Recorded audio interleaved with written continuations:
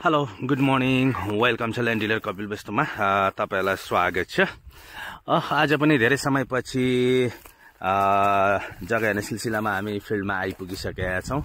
नयाँ प्लानिङको जग्गामा आइसकेका छौं है। एकदमै जग्गा एकदमै उत्कृष्ट कृषि योग्यको जग्गा, घर बनाएर बस्न मिल्ने जग्गाको लोकेसनमा आइसकेका छौं हामी है त।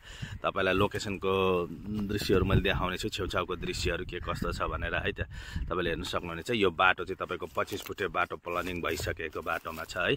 पुरै पूर्व फेस परेको जग्गा रहनेछ हामीसँग है त।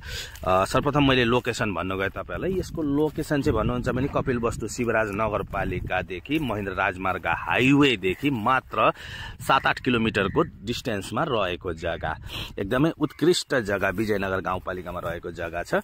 त्यसैगरी तपाईले भिडियो हेर्दै हुनुहुन्छ भने स्किप नगर्नु होला, अन्तिम समय हेर्नु होला। मैले यो अझै यसको के हो, कहाँ हो, कति जग्गा हो, कति क्षेत्रफल हो, कति प्राइस हो भन्ने सम्पूर्ण डिटेल भनिदिने छु। त्यसैगरी यदि हजुरहरूले सम्पर्क गर्न चाहनुहुन्छ भने भिडियोको माथि डिस्क्रिप्सनमा नम्बर हुनेछ, त्यही नम्बरमा हजुरले सम्झिन सक्नुहुनेछ र धेरै जानकारीहरू लिन सक्नुहुनेछ। र त्यसैगरी म यो जग्गातर्फ बढे। जग्गा चाहिँ भन्नुहुन्छ नि हाम्रो यही जग्गा हो है। सबै जग्गा पूर्व फेस रहनेछ है त। तपाईको यो 25 फुटे बाटोको प्लानिङ भइसकेको छ है।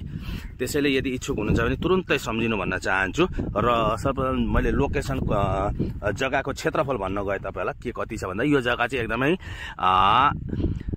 35 कट्ठा जग्गा रहेको छ है त। क्षेत्रफल 35 कट्ठा र जग्गा धनीले भन्नुभएको छ यसको मूल्य चाहिँ फिक्स रेट भन्नुभएको छ 2,20,000 है त। 2,20,000 प्रति कट्ठाको दरले 35 कट्ठा उठाउनु पर्ने हुन्छ र उहाँले काटेर चाहिँ नदिने भन्ने कुरो गर्नुभएको छ।